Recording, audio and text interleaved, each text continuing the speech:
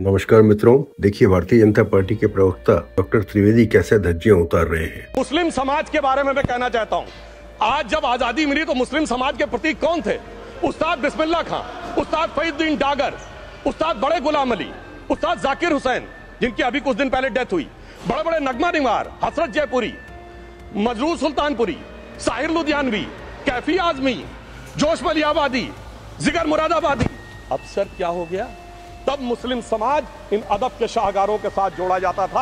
आज मुस्लिम समाज का नेतृत्व किन लोगों के साथ जोड़ता है? इशरत जहां, याकूब मेनन, मुख्तार अंसारी, अतीक अहमद, दाऊद इब्राहिम।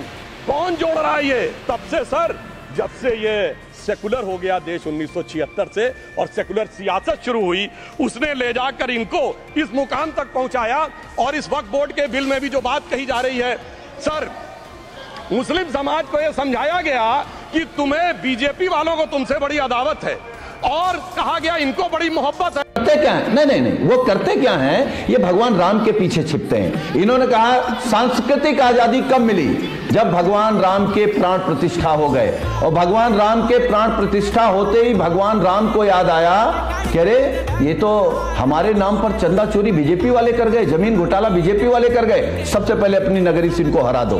प्रभु ने आपने कहा कि हम अयोध्या हारे, बस्ती हारे, प्रयागराज हारे, चित्रकूट हारे, नासिक हारे, रामटेक हारे, रामेश्वरम हारे। ये वो थे जो कहते थे अयोध्या राम की थी या नहीं, ये साबित करो। प्रभु ने वो लीला दिखाई कि आज अपने मुंह से चिल्ला चिल्ला के संसद के पटल से लेके मीडिया के चैनलों तक बोला है कि देखो भाई, अयोध्या भी राम की थी, बस्ती भी राम की थी, प्रयागराज, चित्रकूट, नासिक, रामटेक, रामेश्वरम सब थे। और भगवान ने लीला दिखाने के बाद दूसरी लीला दिखाई, कुरुक्षेत्र भी जितवाया और नासिक और रामटेक के राज्य में भी वो जितवाया कि चारों खाने। जब साइंटिफिक डिस्कवरी की कोई बात आती है कि कम से कम 0 भारत ने दिया है, सभी लोग मानते हैं, 0 भारत ने दिया। बात वैसे मैंने पहले भी कही है, हमारे यहाँ इंपॉर्टेंट शून्य की संख्या के रूप में नहीं है, शून्य अनुभूति। हमारे लिए शून्य कहीं बड़ी चीज है बजाय एक नंबर के। जैसे वहाँ कहेंगे 0 एक इंटीजर है जहाँ से 1, 2, 3 शुरू होता है। हमारे यहाँ क्या कहा गया है कि शून्य हमें किस अनुभूति पे ले जाता है? कहते हैं जात हमारी ब्रह्म है और माता पिता है राम। जात हमारी ब्रह्म है, माता पिता है राम, घर अपनो है शून्य में, अनहद में विश्राम।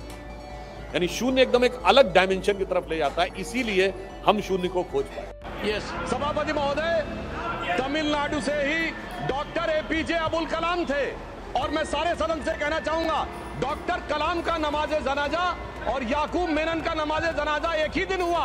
कितने लोग याकूब मेनन के नमाज जनाजा में गए और कितने डॉक्टर कलाम के नमाज जनाजा में गए? डॉक्टर कलाम मेमोरियल पे कितने लोग की फोटो है? दिखाएं मुझे, सोशल मीडिया पे पोस्ट की हो। मगर अफजल हालात का मारा था आपके एक मंत्री का ऑफिशियल ट्वीट है, वो सदन के सदस्य नहीं तो मैं नहीं बोल रहा हूं।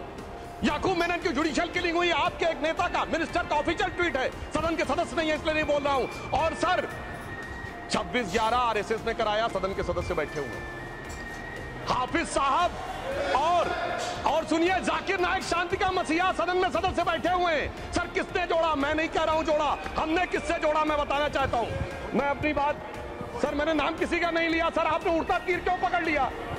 सर मैंने नाम नहीं लिया, उड़ता तीर क्यों पकड़ लिया? और ये फोटो अभी मैंने देखी थी, मुझे बहुत अच्छी लगी। मगर क्यों अच्छी लगी पता नहीं, बताइए। मैं नहीं बताऊंगा।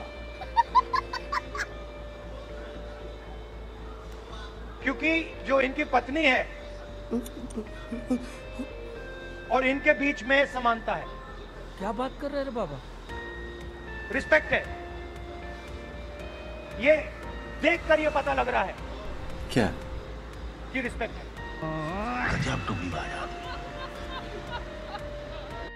एक आदमी का कितना अपमान करोगे, कितना अपमान करोगे? क्या यही है इस देश की परंपरा? आप परिवारवादी कहते हैं, तो भगवान राम कौन थे?